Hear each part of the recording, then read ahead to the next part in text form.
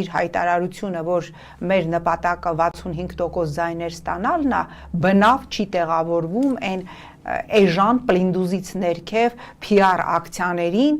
ինչ որ մի կնոջ պակուպկաները գնումները տուն տանել, փողոցից փողոց, գյուղից գյուղ ընկնել, այն ինչ որ ինքը անում է եւ մենք տեսնում ենք, որ 65% իրական վստահություն ունեցող մարդը